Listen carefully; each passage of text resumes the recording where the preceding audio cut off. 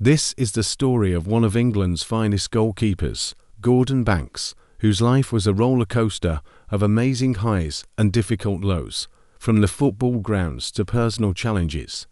His life is full with both difficult situations and amazing saves. Gordon's narrative is about dealing with life's ups and downs as well as sports. Born on December 30th, 1937, in Sheffield's Abbeydale, Gordon Banks grew up in a modest, hardworking family in the Tinsley and Catcliffe neighbourhoods. Life wasn't easy in those days, especially after the war, and these early years in a typical neighbourhood taught him a lot about perseverance and strength. One of their most tragic experiences was when Gordon's disabled brother was robbed and attacked. He did not survive, and the family went through a very trying period. This incident was one of many that strengthened Gordon. Even as a young child, he had to learn how to deal with extremely trying circumstances. His early football career was all about pursuing his passion and demonstrating his abilities, without the glitz and glamour of large stadiums. Gordon Banks began his football career on humble local fields, playing for amateur teams called Millper and Raw Marsh Welfare. These weren't big clubs with fancy facilities, but it was here that his natural talent for the game really began to shine. He loved the game and showed it every time he played. This is where he first stood out as a goalkeeper, ding 4 saves, and displaying a kind of skill that you don't see every day. Gordon was soon discovered by a more professional squad due to his talent between the goalposts. Chesterfield Football Club. His journey in professional football began when he joined Chesterfield in 1953. But it wasn't all smooth sailing. Gordon had to work hard and overcome any obstacles when he first started with Chesterfield. He wasn't the star player right away and had to prove himself.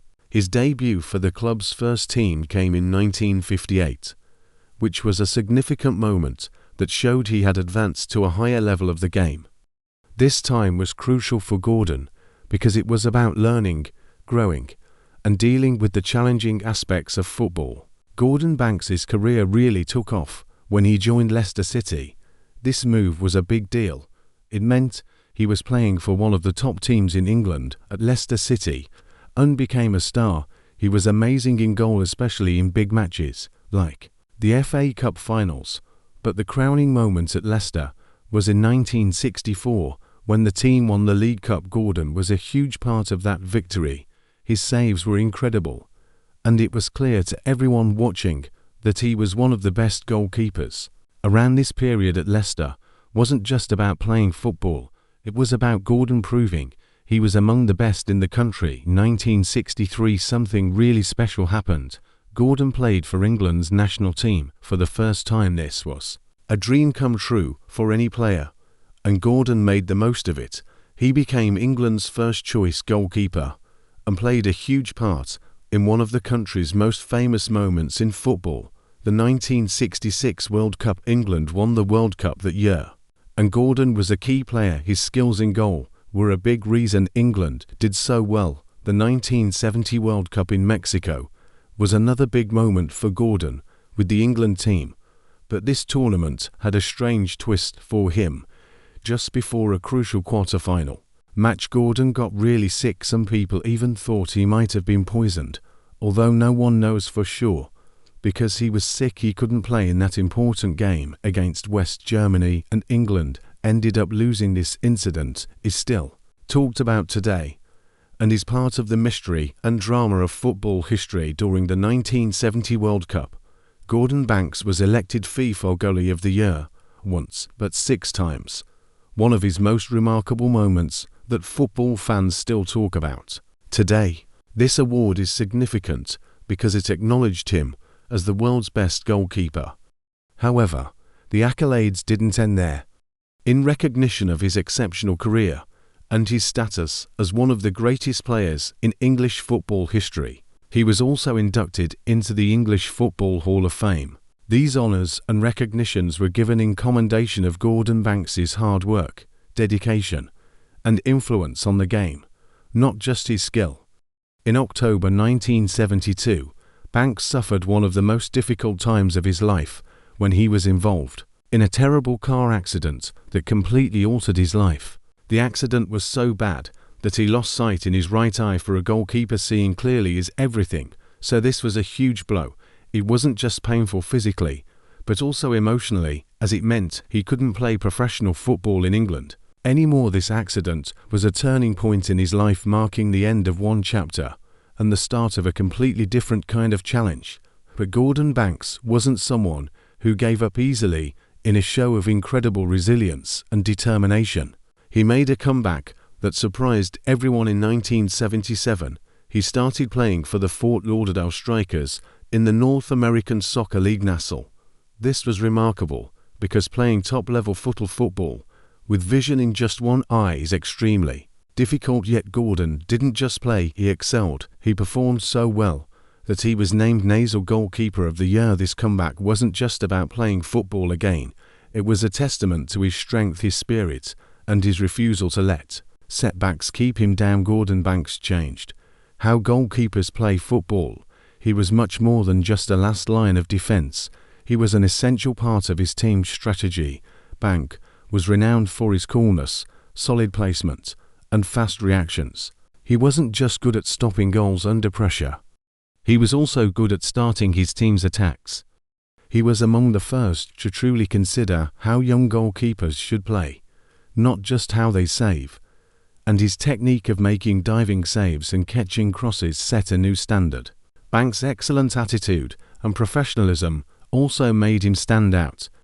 He put a lot of effort into improving himself and setting an example for future goals. After his incredible goalkeeping career, Banks essentially elevated the position of goalkeeper in football and increased its reputation. Even though he was no longer making saves on the field, Gordon Banks remained very involved in football. He managed Telford United for a short time, imparting his wealth of knowledge and experience to younger players.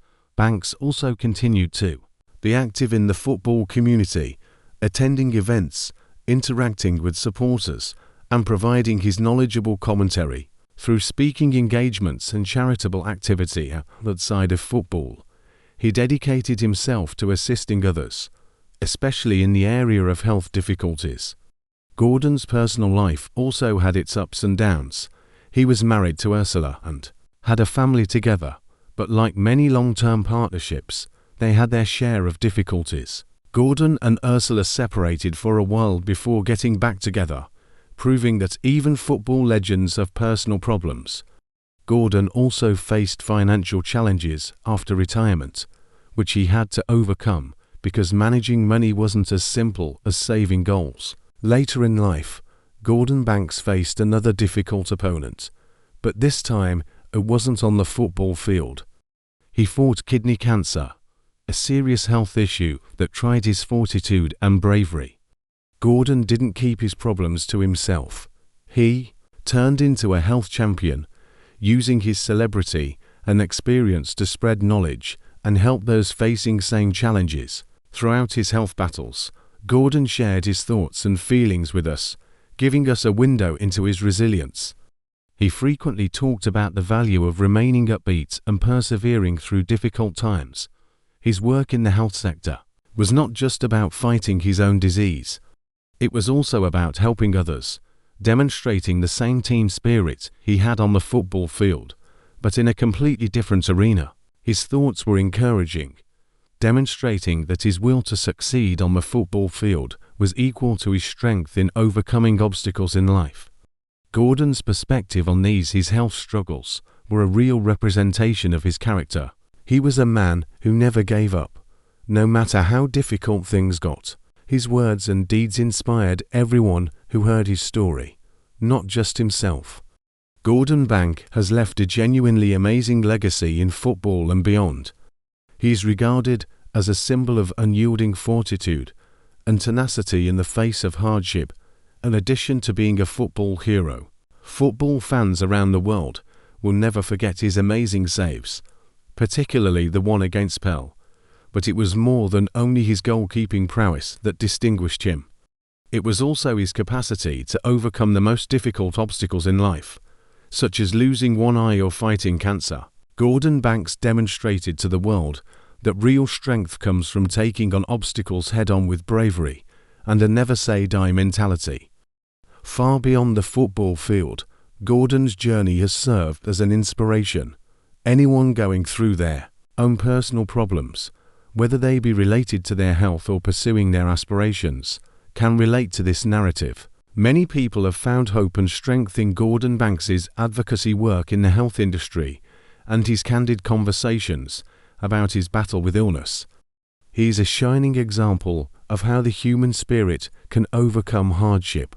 His legacy extends beyond his football career and encompasses his influence on people's lives, demonstrating the transformative power of tenacity, fortitude, and optimism.